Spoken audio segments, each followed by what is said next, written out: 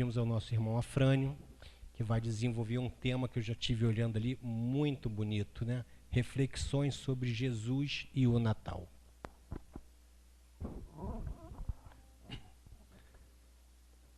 Queridos amigos, muito boa tarde.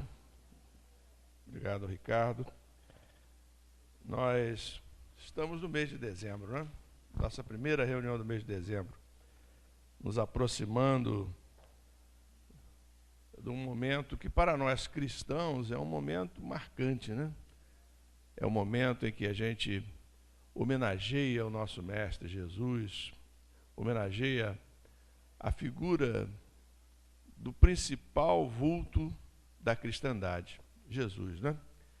E aí me ocorreu hoje, nessa primeira reunião do mês de dezembro, de conversar um pouco sobre o entendimento espírita do Natal e o entendimento espírita sobre Jesus, né? Acredito que a maior parte de nós aqui já tenhamos essa ideia consolidada em nós, mas é sempre bom a gente refletir sobre elas. Vem sempre alguma coisinha nova e a gente sempre acrescenta alguma coisa ao nosso conhecimento já sedimentado.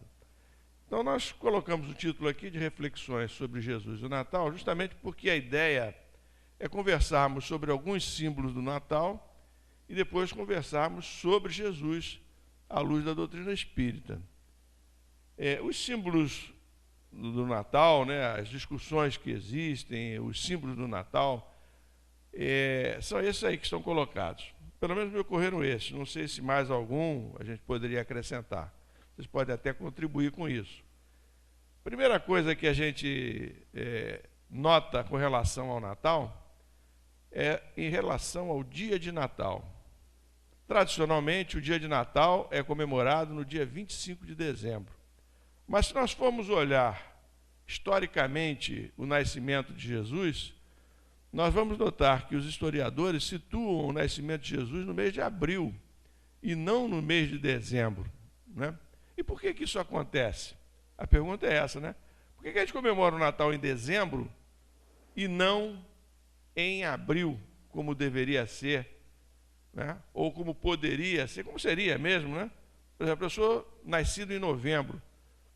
Então, o meu aniversário é comemorado em novembro e não, de repente, no mês de agosto, é em novembro, né? E assim com cada um de vocês. O dia que nós nascemos é o dia do nosso aniversário. Bom, Jesus nasceu em abril. Por que o nascimento dele é comemorado em dezembro, né? Já pararam para se perguntar? Bem, aí nós fomos pesquisar a respeito disso aí, porque quando nós encontramos esse registro que o nascimento de Jesus era em abril, a gente vai, mas por que não, então não se comemora em abril? E aí nós vamos ver que tudo tem uma razão histórica. Nós sabemos que, pela história do cristianismo, o cristianismo nasceu numa pequena região, né, uma região do Oriente, aliás, uma região hoje conflagrada. Dessa região, graças à atuação de Paulo, principalmente de Paulo, essa mensagem cristã se espalhou por toda aquela região do Oriente Médio, chegou até Roma, que dominava aquela região à época, e se transformou na religião oficial dos romanos. Ora, os romanos, eles tinham, no dia 25 de dezembro, aproximadamente, eles tinham uma festa que eles chamavam de Saturnália. Era uma festa em homenagem a Saturno, que era um dos deuses pagãos, né, dos romanos. Nós sabemos que os romanos, eles eram politeístas, eles tinham vários deuses, né? Tinha Zeus, que era bom, para eles não era Zeus, era Júpiter, né? Zeus era para os gregos, para os romanos era Júpiter. E Saturno era um desses deuses. E Saturno era homenageado justamente nessa época de dezembro, nessa segunda quinzena de dezembro, a partir de 17 de dezembro. Então, o que a gente encontrou é que esse povo romano, né, o povo cristão, né, os cristãos que viviam em Roma naquela época, associaram as homenagens a Jesus a essas Saturnálias e, portanto, as homenagens a Jesus passaram a ser feitas na mesma época. E essa tradição se transmitiu pelos tempos. Mais tarde, o teólogo Orígenes, em 245, ele repudiou essa ideia de se comemorar o nascimento de Jesus como se Jesus fosse um faraó, né? Porque os romanos eles tinham uma festa pomposa para Saturno e, consequentemente, também Jesus era homenageado de forma pomposa. Mas os registros indicam que a festa se consolidou na tradição cristã em 25 de dezembro por essa razão, por uma influência dos romanos no cristianismo, né? Hoje em dia, portanto, nós comemoramos o nascimento de Jesus em dezembro, embora ele, historicamente, não tivesse nascido em dezembro. É importante que nós, de repente, comemorássemos em abril e não em dezembro, né? O que é o Natal, né? O Natal é um momento de confraternização, é um momento de união, é um momento de vivência dos postulados cristãos, é um momento em que nós nos sentimos mais fraternos, nos sentimos mais acolhedores, nos sentimos mais receptivos. É um momento, portanto, que facilita a convivência entre as pessoas. E esse sentimento que a gente passa a nutrir nessa época, esse é que é o verdadeiro Natal, que a gente deve cultivar em nossas vidas. Existem textos de autores consagrados que dizem que nós devíamos fazer das nossas vidas um Natal permanente. O dia de Natal não deveria ser comemorado apenas no dia 25 de dezembro. Deveria ser comemorado todos os dias. Nós deveríamos ser receptivos, fraternos, né? Deveríamos ser, portanto, cristãos na acepção da palavra, como procuramos ser nessa época de Natal, em todos os dias das nossas vidas. E certamente nós vamos chegar lá. Certamente nós vamos chegar lá. É uma questão de tempo, é uma questão de evolução espiritual. O nosso planeta e nós mesmos, porque não estamos aqui por acaso, ninguém está vivendo no planeta Terra, que nós aprendemos que é um planeta de expiações e provas, ninguém está vivendo aqui por acaso. Nós estamos vivendo nesse planeta de expiações e provas, passando por dificuldades, que enfrentamos com coragem, confiantes em Deus, como disse a mensagem inicial, justamente porque este é o nosso momento, o momento da nossa trajetória evolutiva. Então, nós precisamos ter esta certeza de que estamos aqui, porque este é o momento que precisamos enfrentar. Este é o momento da nossa trajetória evolutiva. Então, um dia nós faremos de cada um dos nossos dias de vida, faremos naturalmente um dia de Natal. Seremos permanentemente fraternos, seremos permanentemente bons, seremos permanentemente voltados para a prática dos ensinamentos cristãos. Mas até lá, nós temos uma trajetória para frente de esforço. É isso que a gente procura fazer na presente encarnação. A gente procura se esforçar. Não devemos ficar nos justificando, nós temos que entender, não temos que justificar as nossas falhas, nós temos que entender por que ainda estamos nesse patamar.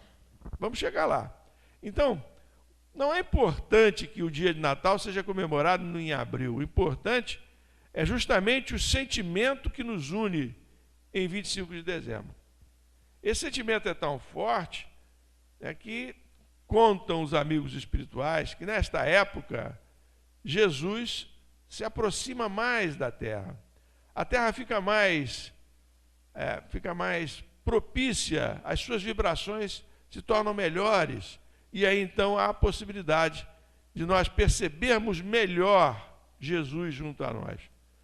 Não é que Jesus esteja afastado da Terra em outros momentos, é que nesses momentos a nossa vibração permite que nós sintamos melhor a presença de Jesus. Isso aqui é bacana, né? Então, se nós conseguirmos o tempo todo ter esta vibração junto de nós, nós vamos nós vamos sentir Jesus junto de nós. Alguém aqui estava aqui na reunião de terça-feira passada, reunião de tratamento? Samuel estava, né? O Gilson estava, também estava, né? César. O Gilson estava muito, diria, emocionado, né? Porque o Gilson estava registrando assim o ambiente da reunião. O ambiente estava diferente. Não só por ter, ele atribuiu às poucas pessoas. Eu já acho que não apenas pelas poucas pessoas, mas pelo sentimento que nos estava unindo naquele instante, né? Estamos aqui todos nós com o desejo de alcançar o alívio, a cura para os males físicos que cada um de nós tinha naquele momento, né? Estávamos ali todos já envolvidos pelo Natal, né? A presença do Natal, e isso faz com que a gente sinta melhor as vibrações do momento, né? Então foi uma reunião muito bacana, né? Uma reunião em que a gente pôde se emocionar várias vezes. Eu, pelo menos, senti a presença de amigos espirituais várias vezes.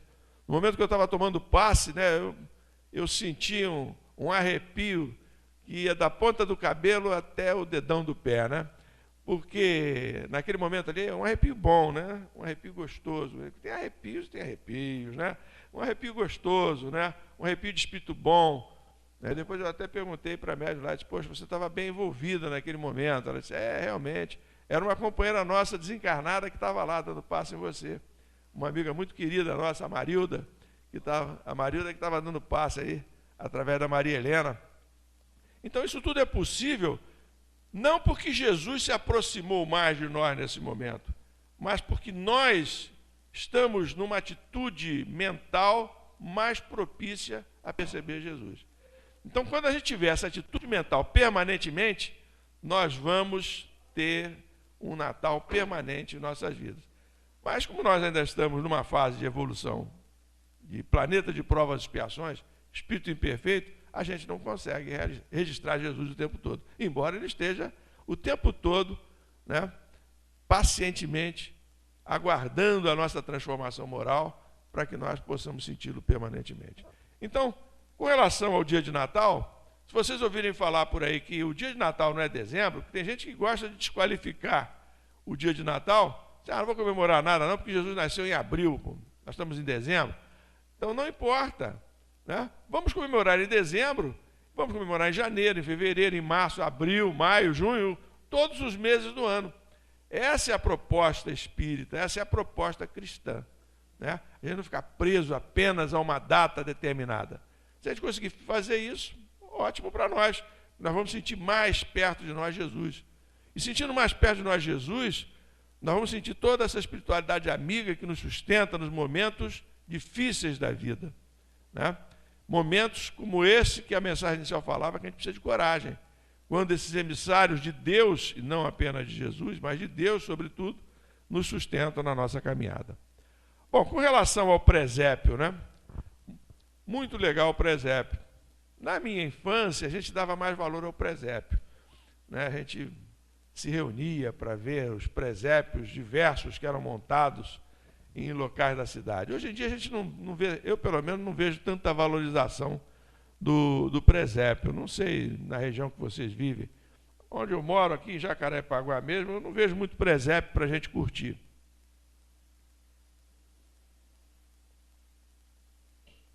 Mas acredito que vocês saibam que o presépio surgiu com Francisco de Assis, né? Francisco de Assis é que foi o idealizador do primeiro presépio, né? Quer dizer, retratando o nascimento de Jesus com Maria, com José, Jesus na manjedoura, os animais ao redor, os magos surgindo. Aliás, não coloquei os magos ali, poderia ter falado ali nos 3 reis magos, né? Que na realidade não eram 3 reis, né? Não eram reis e não eram magos, eram espiritualistas que vieram de regiões do Oriente para prestar homenagens a Jesus.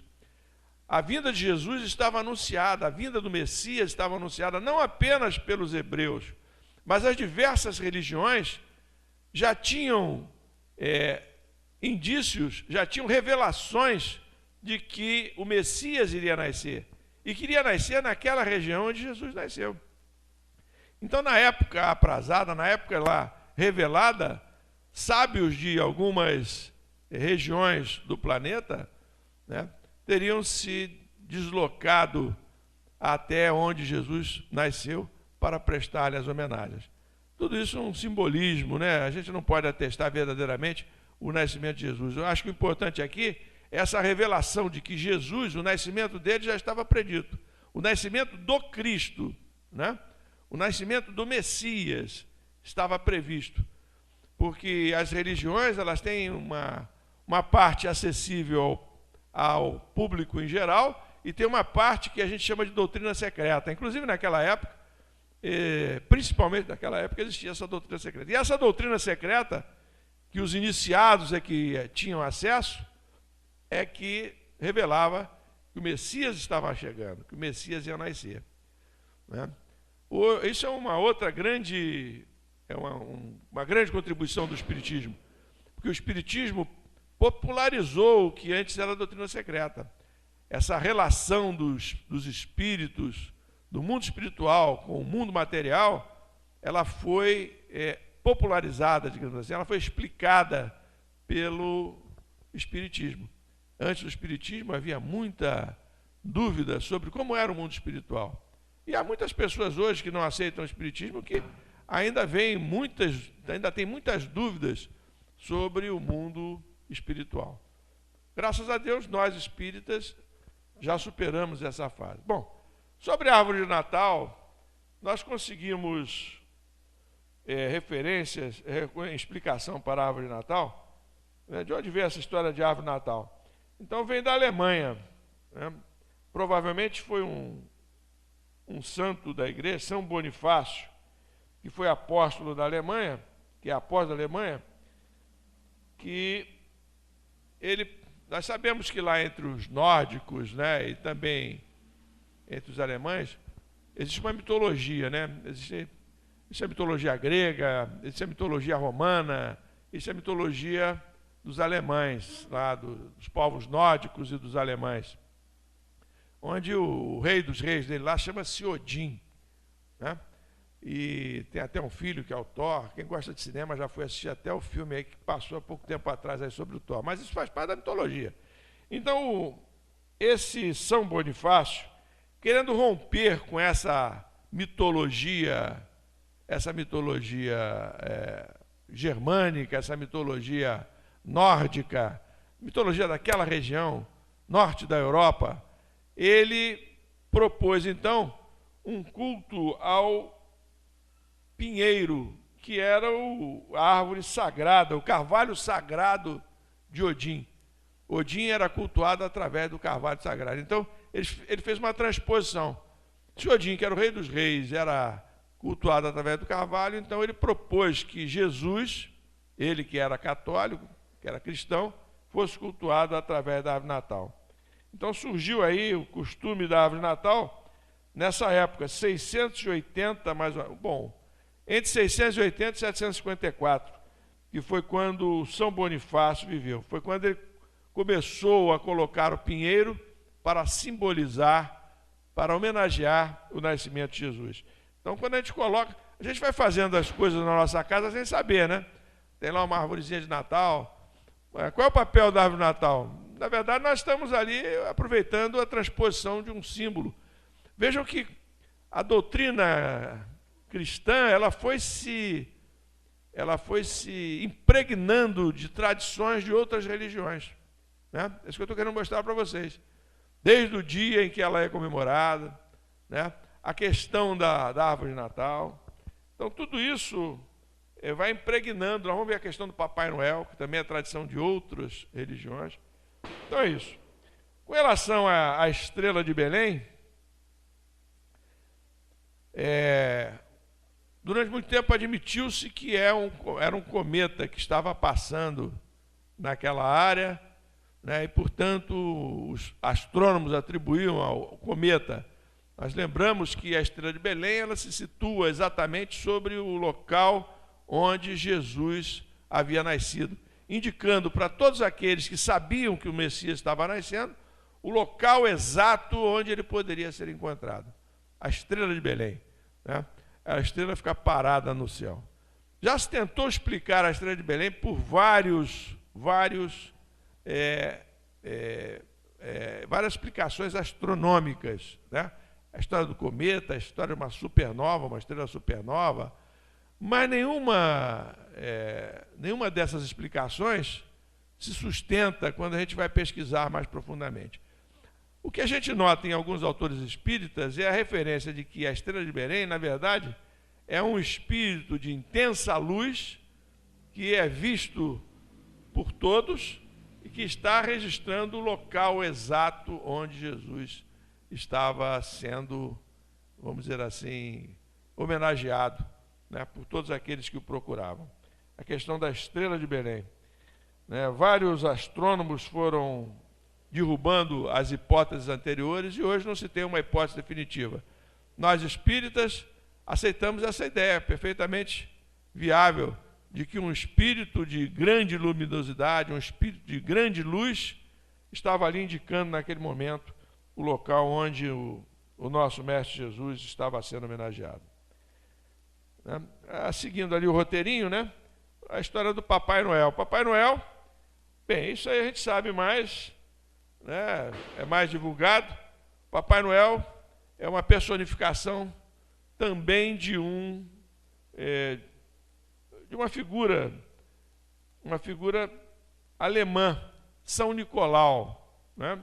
Era um bispo alemão do século IV, né? E ele era uma pessoa muito boa, uma pessoa que levava, nesta época do nascimento de Jesus, levava presentes às pessoas que viviam na sua vila, naquela sua região.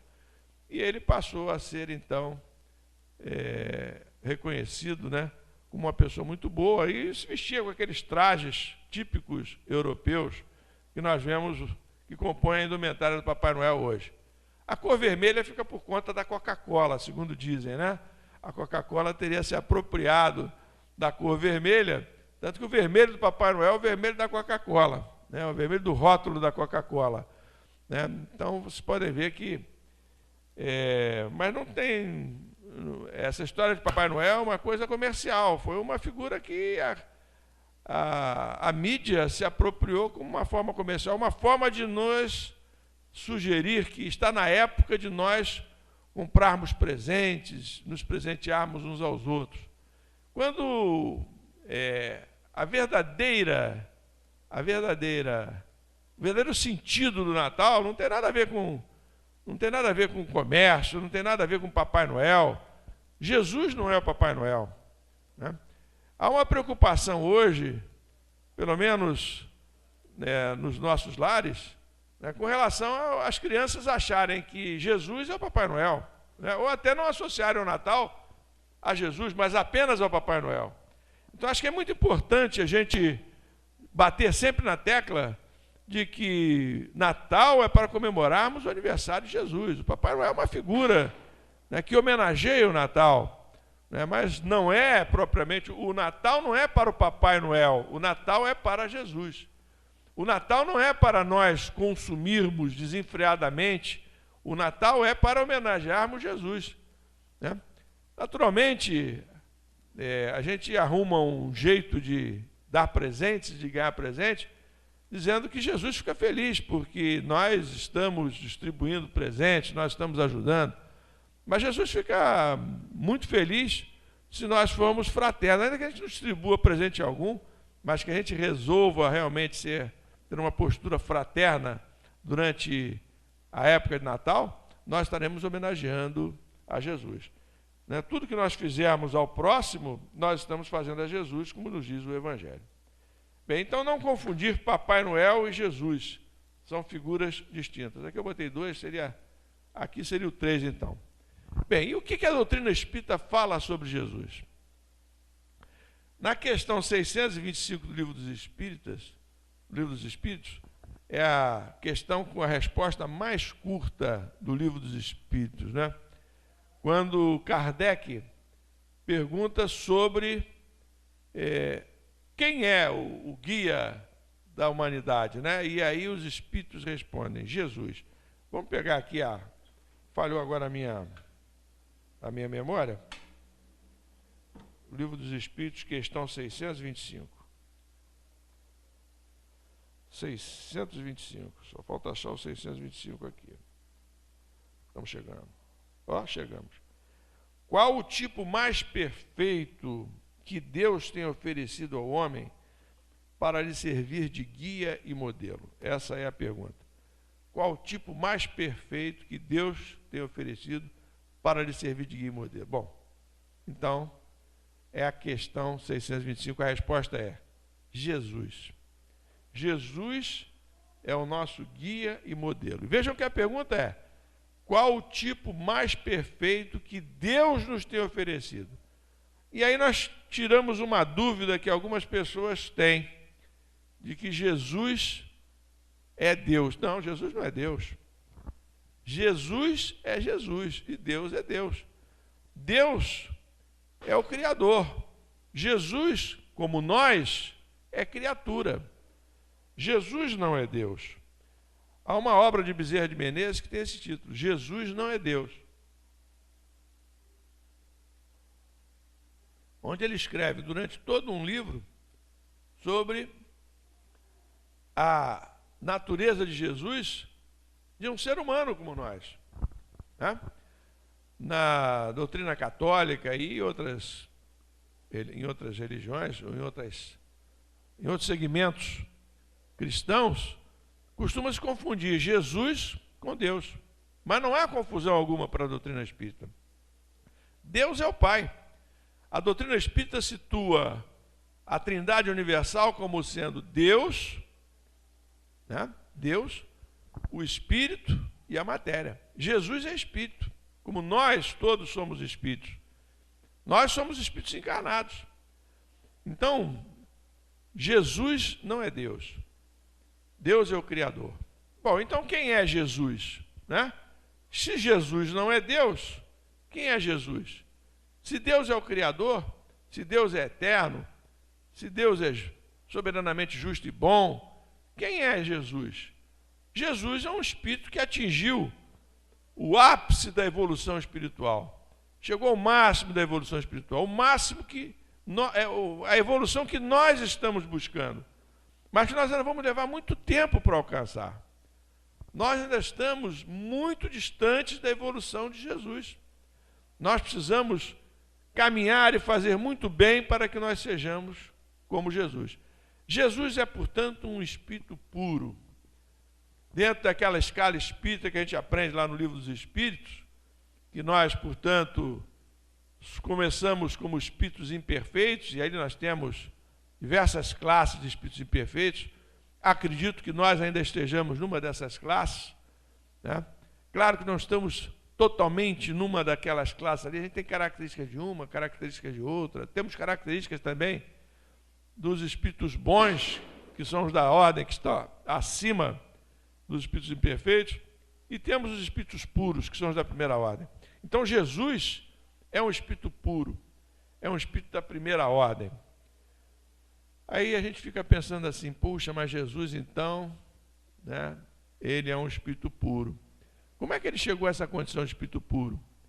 Será que Deus criou um ser privilegiado que atingiu, que tem hoje a pureza espiritual? Ou será que Jesus, ele conquistou essa pureza espiritual, como cada um de nós um dia espera conquistar? Então, se nós formos no livro A Caminho da Luz, que muitos de vocês já devem ter lido, logo no iniciozinho, logo nas primeiras páginas, né, o Emmanuel, que é o autor do livro A Caminho da Luz, ele fala que quando o planeta Terra estava para ser criado, antes da criação do planeta Terra, um grupo, né, um grupo de espíritos angélicos se reuniu nas proximidades do que viria a ser o planeta Terra. Aliás, essa comunidade de espíritos angelicais, como ele chama lá no livro, só se reuniu aqui nas imediações do planeta em duas oportunidades. Na primeira oportunidade, quando o planeta estava sendo criado. né? Estava se gestando a criação do planeta. E na segunda oportunidade, quando se estava planejando a vinda de Jesus para que pudesse nos dar os exemplos que ele nos veio trazer, os exemplos de bondade, os exemplos de fraternidade, os exemplos que ele nos trouxe com a sua presença entre nós. Bem, então o livro A Caminho da Luz situa, antes do planeta ser criado, Jesus como um espírito angelical, como parte dessa comunidade de espíritos angelicais, de espíritos puros, portanto. Ora, então Jesus já era espírito puro antes da criação do planeta. Ele foi criado espírito puro por Jesus. Se a gente admitir essa ideia, nós espíritas teremos que admitir que Deus cria espíritos diferentes. Cria espíritos tendentes ao bem, espíritos que serão bons e espíritos que serão maus. A doutrina católica, por exemplo, admite essa ideia. Os espíritos bons, o espírito bom, né, e o espírito mau, que seria chamado de Satanás, seria chamado de demônio, seria o espírito, portanto, que estaria distante dos ensinamentos apregoados por Jesus, que teriam tentado Jesus naquele episódio dos 40 dias que Jesus passa no deserto, que estava narrado lá nos evangelhos. Então, se nós admitirmos isso, nós estaremos caminhando com os nossos irmãos católicos. Nós espíritas sabemos que todos nós somos criados simples e ignorantes. Somos criados, pergunta 115 do Livro dos Espíritos, somos criados, portanto, sem conhecimento e sem tendências para o bem ou para o mal. Nós é que vamos fazendo as nossas trajetórias e vamos, portanto, caminhando para o bem ou vamos caminhando para o mal. Mesmo aqueles que caminham para o mal, um dia vão cair em si e vão caminhar para o bem. Os Espíritos nos dizem, nos ensinam, que todos nós um dia vamos chegar à condição de espíritos puros. Mas Jesus já era espírito puro nessa época. E qual é a conclusão que a gente tira disso? Que Jesus não é nenhum privilegiado. Jesus, ele completou a sua evolução espiritual, ou chegou à condição de espírito puro, em outros mundos, porque também nos ensina a doutrina espírita que existem muitas moradas na casa do Pai. Há muitas moradas na casa de meu Pai. Não foi isso que disse Jesus?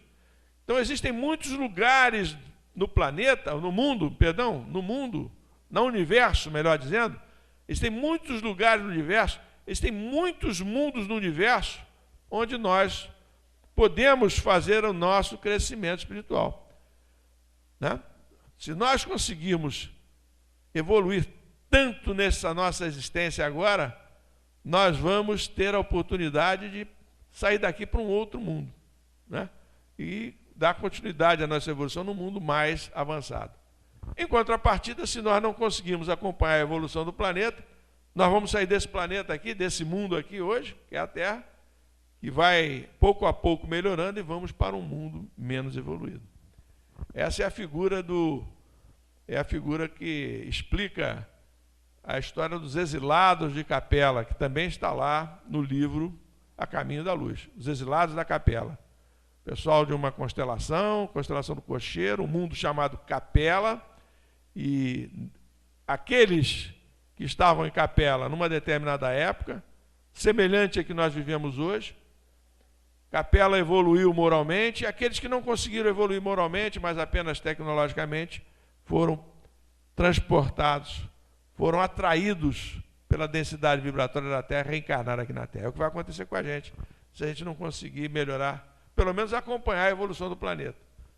Então, nosso desafio não é nos tornarmos bons como Bezerra de Menezes, como Chico Xavier e como outros espíritos, como Eurípides Bassanufo, não é chegarmos à superioridade espiritual que eles têm, nesta encarnação pelo menos, né? Vamos chegar um dia, mas não nessa encarnação apenas, né? O desafio não é este, o desafio é nós nos mantermos na média do povo que está aqui encarnado na Terra, para pelo menos a gente evoluir junto com o planeta. Tá? Então é isso. Jesus não é privilegiado. Jesus fez a evolução dele em outros mundos, e quando ele foi chamado a ser o governador espiritual da terra, ele já tinha a pureza espiritual, como nós dizemos. Ele já tinha chegado a essa condição de espírito puro, né? E Jesus, então, nessa condição de espírito puro, é designado por essa comunidade angelical como sendo o governador espiritual da terra, e ele passa a presidir, né, a criação do planeta, né, o momento em que ele ele se desprende da nebulosa maior, né, que é o Sol, e vai, portanto, pouco a pouco se resfriando, e aí vem as primeiras vegetações, depois os animais, até que o ser humano passa a caminhar no nosso planeta, né? Então Jesus não é privilegiado. Jesus, na verdade, ele é um médium de Deus, como a gente vê bem no Evangelho. Há momentos em que ele se comunica com Deus mentalmente, né? Aquela passagem do horto, quando Jesus está conversando, Jesus sabe que o momento de testemunho que ele vai ter que passar, e ele naquele momento ele está ali se preparando em contato com Deus. Porque não esqueçamos que Jesus era encarnado como nós. E encarnado como nós, ele sofria naturalmente as dificuldades que a carne nos oferece, né? Todos nós podemos sentir as dificuldades que a carne nos oferece. Basta que a idade comece a avançar em cada um de nós. Bom, eu hoje, aos 61 anos, eu já não sou capaz mais de fazer coisas que eu fazia quando tinha 28 anos. Ah, coisa boa a gente ter 28 anos de idade, né?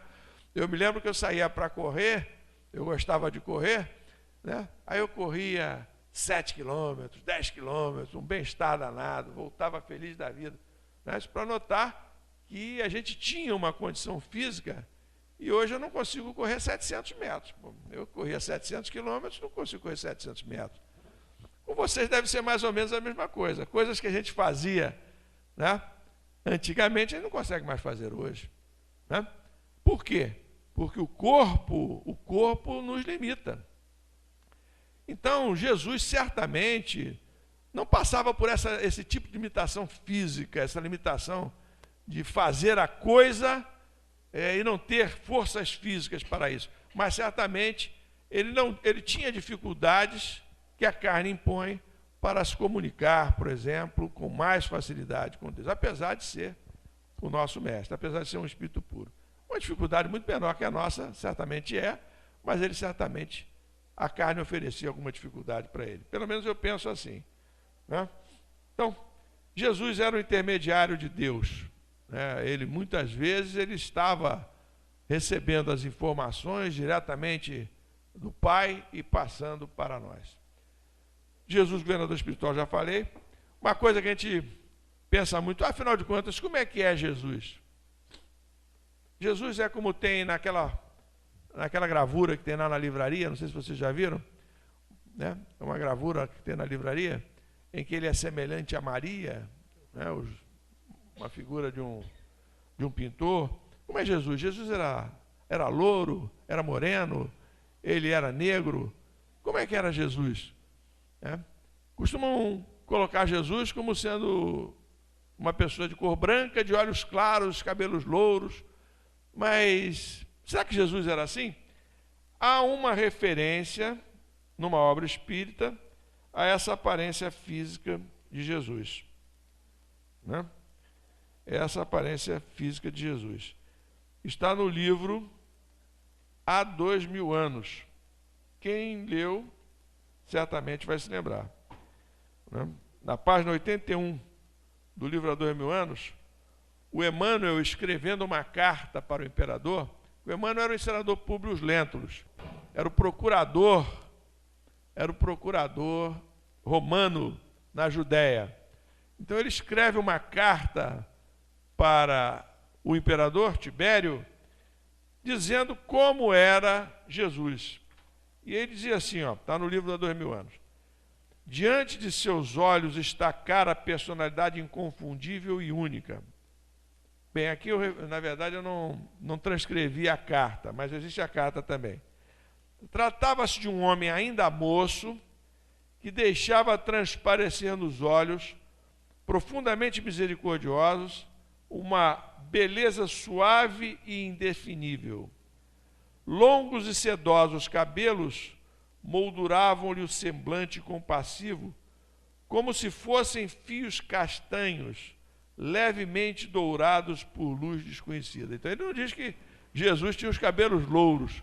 Podia ser a luz que emanava de Jesus que dava essa coloração brilhante aos seus cabelos. Sorriso divino, revelando ao mesmo tempo bondade imensa e singular energia, irradiava da sua melancólica e majestosa figura, uma fascinação irresistível. Então, o Emmanuel, ele não diz como é a aparência física de Jesus. Posteriormente,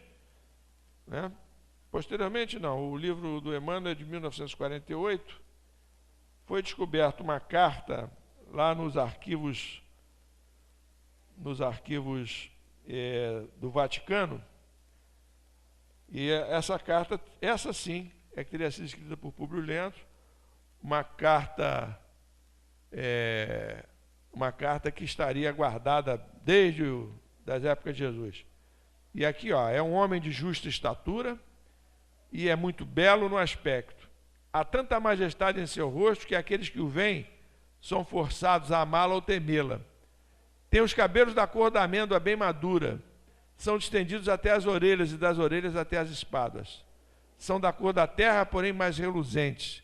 Tem no meio da fronte uma linha separando os cabelos na forma em uso pelos nazarenos. O seu rosto é cheio, o aspecto muito sereno, nenhuma ruga ou mancha se vê em sua face de uma cor moderada. O nariz e a boca são irrepreensíveis, a barba é espessa, semelhante aos cabelos, não muito longa, separada pelo meio. Seu olhar é muito afetuoso e grave, tem os olhos expressivos e claros. O que surpreende é que resplandecem no seu rosto como os raios de sol, porém ninguém pode olhar fixo o seu semblante, porque quando resplandece, apavora, e quando ameniza, faz chorar. A carta é grande, a carta é longa, vocês podem encontrar, tem na internet, nós temos vários sites que mostram essa carta para nós. Então, meus irmãos, a aparência física de Jesus, ela não importa, né? O que importa são as lições que ele nos traz, né? Certamente esse magnetismo que ele irradia, acho que as duas cartas aí, as duas descrições mostram esse magnetismo que Jesus irradia. Bem, o último item que a gente colocou ali, né? O mistério do corpo de Jesus. O que é isso, né? Depois que Jesus desencarna, né, o corpo dele é levado ao sepultamento e desaparece. Nunca mais se ouve falar do corpo de Jesus. Há muitas versões sobre o corpo de Jesus. A versão mais lógica é de que o corpo de Jesus teria sido depois subtraído, roubado pelos seus adeptos, né? Por aqueles que professavam a sua doutrina, e teria sido levado para que fosse homenageado. Teria sido retirado lá do lugar onde ele normalmente ficava sepultado.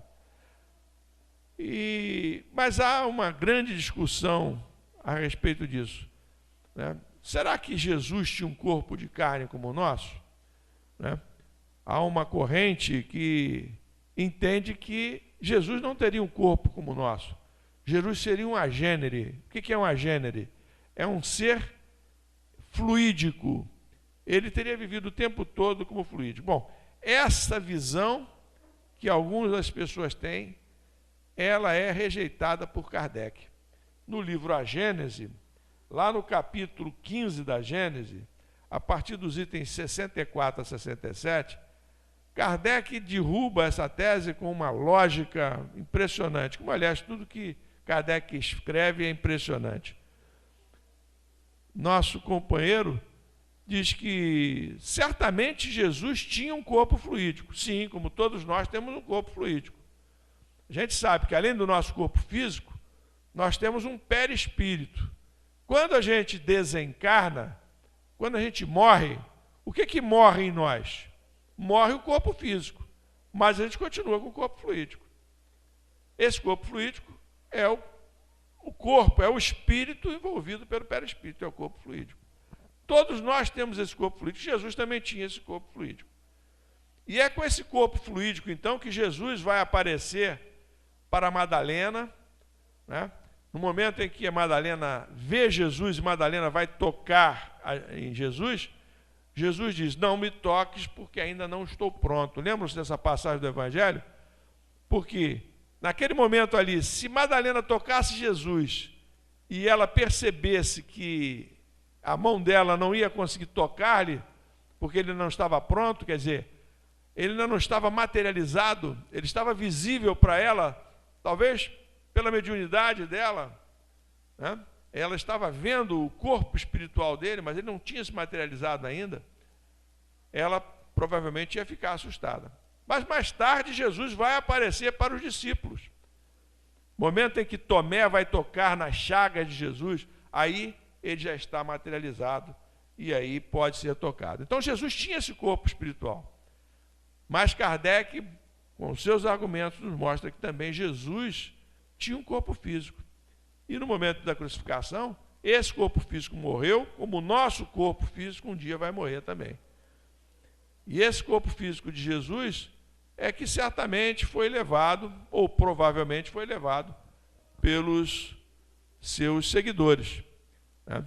Dizem que dentre esses seguidores havia um que tinha grandes recursos monetários, que era José de Arimateia. Então atribui-se a José de Arimateia o desaparecimento do corpo de Jesus. Então, meus irmãos, eu coloquei esse ponto aí só para a gente começar a bater nessa tecla que às vezes fica recorrente no meio do espiritismo. Algumas pessoas se seduzem por essa ideia do corpo fluídico de Jesus. Jesus não tinha corpo fluídico, Kardec fala isso claramente na Gênesis, e nós temos que confiar na sabedoria, no bom senso do nosso querido Kardec. Se quiserem depois, leiam lá no capítulo 15 da Gênesis, todo esse trecho que é muito interessante sobre o corpo de Jesus, né? Finalmente, para nós encerrarmos, qual a importância de Jesus para o Espiritismo? Essa colocação foi feita para o nosso querido Chico Xavier. Uma vez perguntaram para o Chico Xavier, é possível existir Espiritismo sem Jesus? Né? Perguntaram para o Chico. Existe Espiritismo sem Jesus? Pode existir Espiritismo sem Jesus?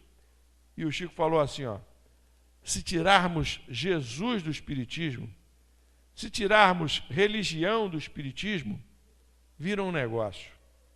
A doutrina espírita é ciência, filosofia e religião. Se tirarmos a religião, o que fica? A filosofia humana, embora seja uma conversa sem fim, tem ajudado a clarear o pensamento, mas não consola perante a dor de um filho morto. Então, se o Espiritismo for só filosofia, não vai consolar no momento da dor de um filho, de um familiar que tenha desencarnado. A ciência humana, embora seja uma pergunta infindável, está aí em nome de Deus. Antigamente tínhamos a varíola, mas Deus, inspirando a inteligência humana, nos deu a vacina. E hoje a varíola está quase eliminada da face da terra.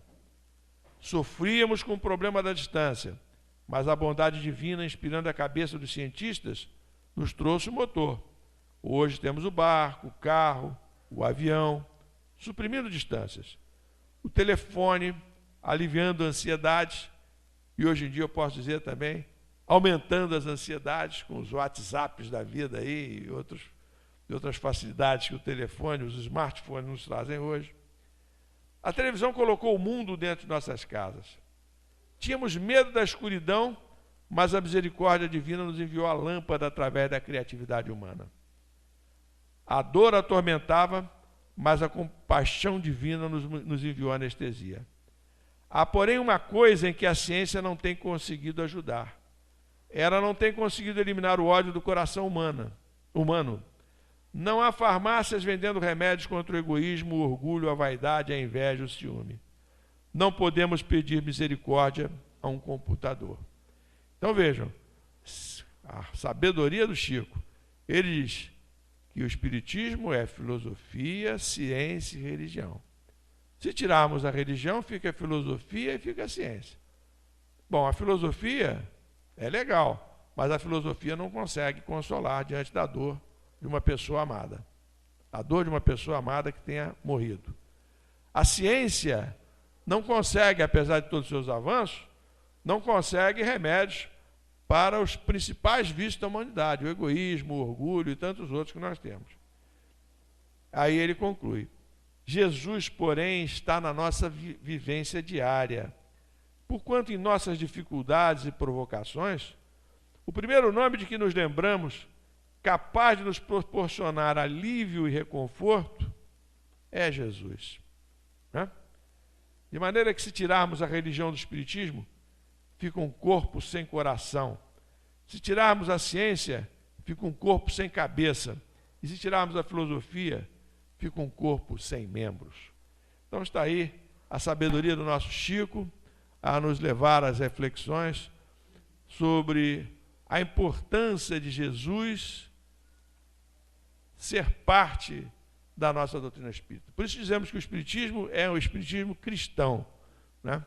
Porque nós temos o propósito de explicar melhor a doutrina de Jesus, entender melhor os ensinamentos de Jesus e nos sentimos estimulados a praticá-los, especialmente nesta época, como disse inicialmente, tão gostosa para todos nós.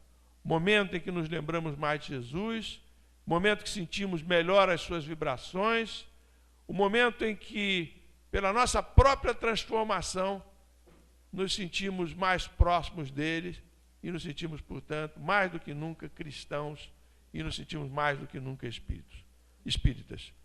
E o Senhor Jesus, portanto, nesta época tão gostosa para todos nós, embora para muitos reflita a tristeza, mas, sobretudo, reflete a alegria de nos sentirmos cristãos, a alegria de sabermos que temos Jesus junto de nós. Então, desejo a todos vocês um Feliz Natal, né, muitas alegrias nesta época. Lembremos-nos sempre da oportunidade que é o Natal, de nos tornarmos melhores e de exemplificarmos os ensinamentos de Jesus. E lembremos que essa figura extraordinária para todos nós, ela conquistou o seu espaço na criação de Deus, né? Jesus, ele se esforçou até chegar à condição de espírito puro. E nós também podemos ser espíritos puros. Vamos procurar nos concentrar nessa trajetória, nesse objetivo. Certamente estamos sendo ajudados por ele, através dos amigos espirituais que nos envolvem em toda a nossa caminhada. Muita paz a todos e um Feliz Natal para todos vocês.